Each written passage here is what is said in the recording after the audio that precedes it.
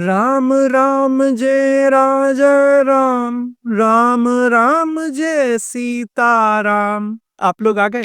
जय श्री राम दोस्तों, मेरा नाम है हिमांग अत्री और मैं चरित्र रचना की इस अद्भुत दुनिया में आपका पुनः स्वागत करता हूँ। दोस्तों, कभी सोचा कैसा होगा वो इंसान जो अपने पिताजी की एक आज्ञा पर राजगद्दी का त्याग कर दे, जो अपनी पत्नी के लिए पूरी लंका से लड़ जाए, जिसे हर हिंदू घर में, हर सनातनी घर में भगवान के स्वरूप में पूजा जाता है। वो प्रभु श्री राम असल में कैसे इंसान रहे होंगे। आजकल के जमाने में जहां हम छोटी छोटी बात पर इमोशनल हो जाते हैं, वहीं प्रभु श्री राम का कंट्रोल, उनका पेशेंस, उनकी समझ, क्या ये सब सिर्फ एक भगवानता थी या ये उनका व्यक्तित्व, उनका चरित्र सब एक स्किल है जो आप और हम भी सीख सकते हैं। आज की इस वीडियो में हम इतिहास के उन पन्नों को खोलेंगे जहां प्रभु श्री राम का ये साइड को इग्नोर किया गया है और जानेंगे कैसे प्रभु श्री राम थे the master of emotional intelligence,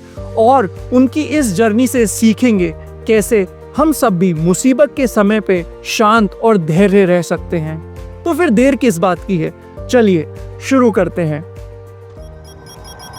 शुरू करने से पहले ये जान लेते हैं कि इमोशनल इंटेलिजेंस होता क्या है। इमोशनल इंटेलिजेंस का मतलब होता है अपने इमोशंस को समझना और दूसरे के इमोशंस को फील करना, और इन दोनों को इस तरीके से बैलेंस करना कि आप बेहतर डिसीजंस ले सकें।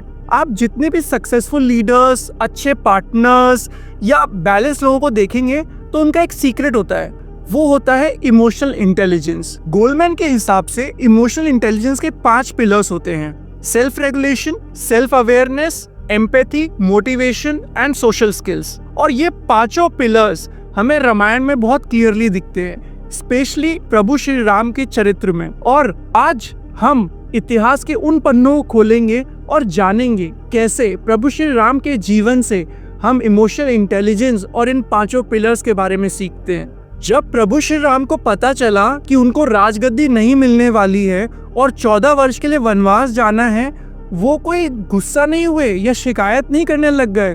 उनको पता था उनके अंदर क्या चल रहा है। उनके अंदर सैडनेस थी, प्रजा दुखी है, घर वाले दुखी हैं, पर क्लैरिटी भी थी।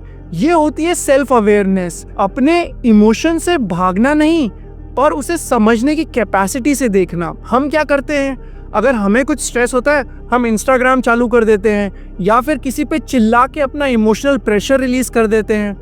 वहीं प्रभु श्री राम अपने इमोशंस के मास्टर थे। उन्होंने सिचुएशन को समझा, एक्सेप्ट किया और पीसफुली एक्शन लिया।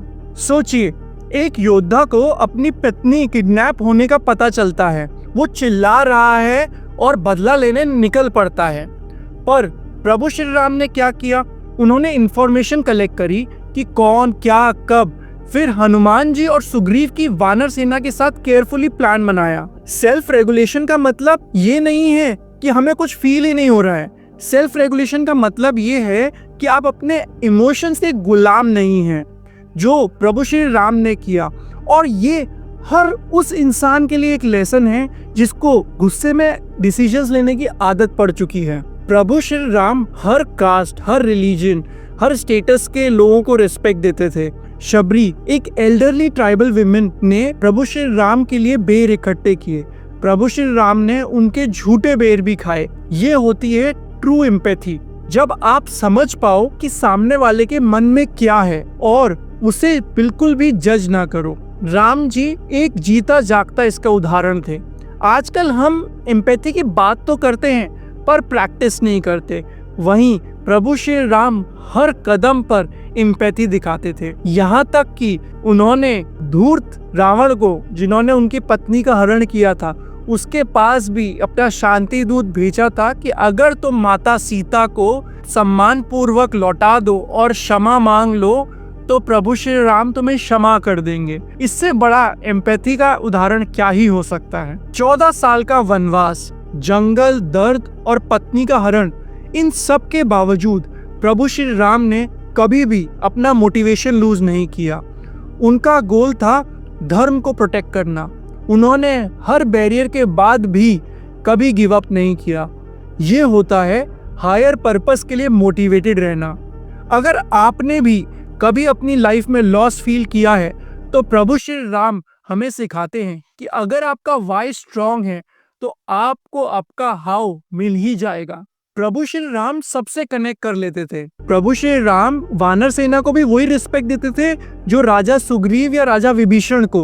उनका कम्युनिकेशन सॉफ्ट था, उनका एटीट्यूड हम्बल था और उनका प्रेजेंस डायनेमिक था जो लोगों को इंस्पायर करता है। आजकल के लीडर्स के पास पोजीशन तो होती है पर लोगों का ट्रस्ट नहीं होता, पर प्रभु श्री राम के पास दोनों था, क्योंकि उनका इमोशनल इंटेलिजेंस उनको सबका फेवरेट बनाता था। प्रभु श्री राम सिर्फ एक भगवान नहीं थे, वो एक आईना थे। कहा जाता है विष्णु अवतार प्रभु श्री राम मर्यादा पुरुषोत्तम थे। बाकी सारे उद्देश्यों में से एक उद्देश्य ये भी था कि वो एक ऐसे मनुष्य का जीवन जिए जो हम सब के लिए एक उदाहरण बन सके और हम सब उनके पथ पे चल सके। इसलिए मैं कह रहा हूँ कि प्रभु श्री राम एक आईना थे जो हमें दिखाते हैं कि हम भी इमोशनली स्ट्रांग हो सकते हैं।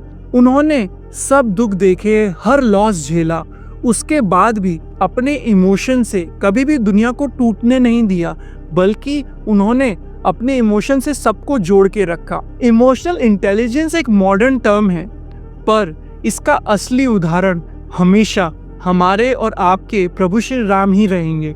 अगली बार कभी भी आपको लाइफ में लॉस्ट फील करो या इमोशंस ओवर पावर करें तो एक बार प्रभु श्री राम को याद करके सोचिएगा, क्या मैं भी अपने इमोशंस का मास्टर बन सकता हूं?